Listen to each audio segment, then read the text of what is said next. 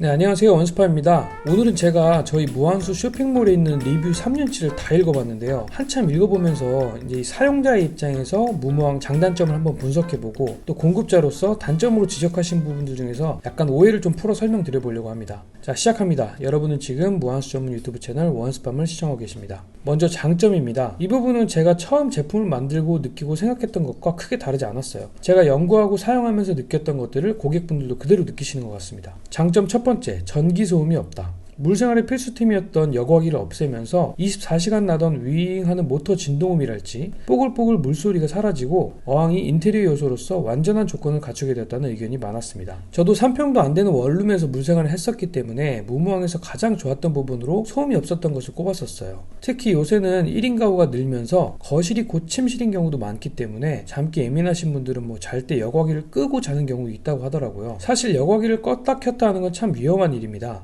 이게 여과기를 끄면 사이펀 원리에 따라서 에어호스를 따라서 물이 역류를 하는 경우가 있거든요. 그래서 전기선이나 펌프 모터에 합선을 일으킬 수도 있어요. 어쨌든 무한소왕은 기존 물생활 방식에 비해서 전기기구가 2개 정도가 빠지니까 조용하고 위험성도 줄어들게 됩니다. 조용한 게 아니라 아예 아무 소리도 안 나죠. 무한수 장점 두 번째, 관리 소요가 적다. 무한소왕은 이름에서도 알 수 있듯이 환수, 곧 물갈이를 하지 않는 어항을 말합니다. 하지만 정확하게 정의하면 영원히 절대 물을 갈아주지 않는다는 뜻은 아니에요. 어떤 변수에 따라서 부분적인 환수는 할 수 있지만 물의 오염들을 희석하기 위해서 주기적인 물갈이를 필요로 하지 않는다는 거예요. 보통 어항 유지하려면 일주일에 30% 물갈이는 필수인 것처럼 인식되어 왔던 물생활 문화에 충격을 안겨다 준 개념이었죠. 하지만 지난 몇 년간 많은 분들이 무한수를 경험하셨고 지금도 제 스토어에는 재구매자분들이 더 많습니다. 주기적으로 물 갈아주지 않아도 된다는 것이 사용자들에게 확증 경험되었다는 얘기죠. 지금 이렇게 여과 사이클을 오래 공부하다 보니까 주기적인 환수는 사실 여과 사이클의 완성과 또 지속 가능한 어항관리 측면에서 임시 방편적인 조치에 불과했다고 생각합니다. 이 물생활이라는 게 처음에는 엄청 관심을 쏟고 물고기들을 위해서 뭐든 다 해줄 것 같은 열정으로 시작하지만 매주 어항 청소를 지속한다는 게 누구에게나 절대 쉬운 일은 아닙니다. 특히 자녀들 때문에 물고기 키우고자 하는 분들은 이 관리 부분에 큰 부담을 느끼시죠. 무한소항은 어항관리 시간이 한 달에 채 5분도 되지 않기 때문에 이 부분에 대한 만족도가 두 번째로 높았습니다. 무한수 장점 세 번째, 어항 풍광을 100% 즐길 수 있다. 제품 리뷰에 어항이 진짜 자연 같아요, 연못을 들여다보는 기분이에요 라는 글들이 굉장히 많았습니다. 저는 이런 반응을 두 가지 이유로 추측하는데요. 첫 번째는 스펀지 여과기가 없기 때문이에요. 자연을 담고 싶어서 들인 어항에 시커멓고 흉측한 여과기가 있는 게 사실 참 자연스럽지 않았죠. 두 번째는 무한소항이 만들어내는 자연 같은 변화의 모습입니다. 무한소항은 세팅하고 나서 시간이 지날수록 계속 다른 풍경을 보여주는데 어항 속에서 물고기, 수초, 조류, 박테리아를 포함한 어마어마하게 많은 다양한 생물들이 어항 스스로 정화하는 힘을 길러내기 위해서 계속 증식과 변화를 해냈기 때문입니다. 얼마 전에 제가 3년 전에 전시회장에서 판매된 무한소항 분양받으신 분이 연락이 오셨는데 구피가 몇 대에 걸쳐서 아직도 잘 살고 있다고 사진을 보내주면서 연락이 왔어요. 근데 그 어항의 풍광이 마치 진짜 어디 깊은 숲속의 연못의 한 부분을 떼어낸 것처럼 편안하고 자연스러운 모습이었어요. 세팅한 어항처럼 깔끔하고 깨끗한 모습은 아니지만 진짜 좀 마음이 편안해지는 모습이라고 해야 되나? 무한소항의 장점 중에 세 번째로 많은 내용이 바로 이 자연스러운 어항 풍광이었습니다. 자, 다음으로는 단점입니다. 무무왕 리뷰 평점이 4.9점이라서 대부분 좋다는 의견이지만 단점이라고 적은 부분들도 한번 세어보고 통계를 내봤습니다. 이 단점 부분은 약간 오해라고 생각되는 부분도 있어서 제가 변명을 좀 첨언하면서 설명해 보겠습니다. 첫 번째, 어항의 개체수에 한계가 있다. 저희 제품 설명서에는 어항 사이즈마다 기를 수 있는 개체수를 정확하게 명시해서 같이 보내드리고 있습니다. 예를 들어서 20큐브에는 구피와 같은 소형 어종 2쌍 이렇게요. 근데 이 개체수의 한계는 무한수라서가 아니라 어떤 형태의 어항 운영 방법이든 똑같습니다. 좁은 어항에 적정한 마리수를 초과해서 물고기를 넣게 되면 첫 번째는 물고기들한테 좁고 또 두 번째는 여과 사이클이 불안합니다.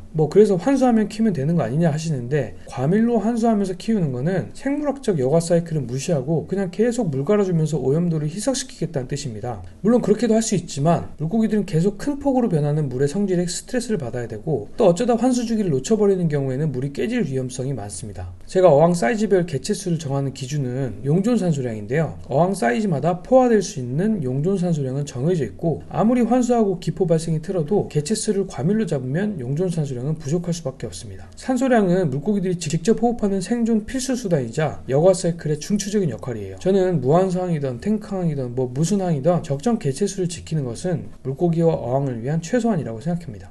단점 두 번째로는 가격이 비싸서 시작이 어렵다는 지적이 많았습니다. 먼저 가격적인 측면에서는 일단 비교 대상이 다양하기 때문에 이렇다 말하기가 어려워요. 자반어항부터 외부 여과기 쓰시는 분들은 더 비싸게 세팅되는 경우도 있고, 다양한 재료를 여기저기서 따로 사다 보면은 시간이나 또 배송비 중과부여적인 측면도 있죠. 예전에 제가 가격 비교해서 올린 적이 있는데, 중복 투자 안 하고 제대로 세팅하시려면 사실 여과항이나 무한수항이나 크게 차이가 나진 않습니다. 아무래도 무한수항은 공급처도 적고 재료들이 모두 박테리아 활착 과정을 거쳐서 축양되어야 나갈 수 있기 때문에 관리 축양 공간의 비용이 추가되긴 합니다. 또 물까지 같이 보내야 되기 때문에 포장 배송 비용도 올라갈 수밖에 없죠. 하지만 무한수 여과 사이클을 잡기 위해 노력해 보신 분들은 그 실패 확률을 줄일 수 있다는 점에서 전문성을 가진 축양 공간에서 준비된 재료를 사는 게 낫다는 판단을 하시는 것 같아요. 저희 테이블팻도 가격 하향 조정을 위해서 다양한 방면으로 검토를 했었는데, 정확한 기간을 거쳐 제대로 재료를 축양하고 보내드리려면 50평이 넘는 시설과 관리 인력이 필요하기 때문에 단가를 낮추기가 굉장히 힘들었습니다. 만약 무한수항이라고 판매하는 판매자가 싸게 재료를 판매하고 있다면 박테리아 활착 과정을 단축했거나 하지 않았을 확률이 큽니다. 즉시 사용 가능한 활착 재료를 그 가격에 축양해서 보낼 수가 없어요. 자, 다음 무무항 단점으로 약품이나 화학물질 투여가 조심스럽다는 의견이 세 번째로 많았습니다. 저는 기본적으로 오랜 물생활 기간 동안에 화학물질이나 약육 효과를 보지 못했기 때문에 부정적인 의견을 베이스로 깔고 가지만, 특히 베타 키우시는 분들은 약에 대한 의존도가 높은 게 사실이에요. 약육을 꼭 해야겠다면 무한수항에서 물고기를 꺼내서 단독항에서 진행하시면 됩니다. 근데 중요한 건 질병마다 약이 다 다른데 정확히 질병을 진단하고 이걸 해야 되거든요. 명확히 드러나지도 않은 질병을 그냥 의심과 추측만으로 약육을 진행하면 오히려 물고기들에게 큰 스트레스를 줄 수가 있고, 또 비율을 잘못 배합하면 쇼크사를 하는 경우도 있어요. 제 경험으로 말씀드리면 약육은 최대한 자제하고 수온 조절과 스트레스 금지로 자가 면역 치료를 기다리는 게 제일 좋고요. 질병이 진행이 확실히 보이고 또 종류를 확실하게 안다면 정확한 권장 희석 비율로 단독항에서 하시면 좋습니다. 그 모든 것에 앞서서 질병에 걸리지 않을 환경을 만들어주는 것이 더 중요하고, 아프지 않을 건강한 개체를 데려오는 것이 더 중요합니다. 저는 수많은 물고기를 기르고 유통하면서 질병에 걸리는 경우가 거의 없는데, 가정에서 그런다는 것은 어항 내 외부적으로 환경 자체가 스트레스풀한 환경이거나 또는 면역력이 약한 개체를 입양했기 때문이거든요. 그리고 제발 마트에서는 물고기 입양하지 마세요. 항생제 취해 있는 물고기를 데려오면 100이면 100 다 질병 걸립니다. 네, 오늘은 무한수 장단점 한번 알아보면서 단점의 오해도 나름대로 변명해봤습니다. 물론 제가 원스팜이니 당연히 편향되게 말씀드린 부분도 있겠지만 최대한 객관적으로 설명드리려고 애썼습니다. 네, 오늘도 여기까지 시청해주신 농부 여러분들 진심으로 감사합니다. 계신 그곳에서 아름다운 하루 되세요.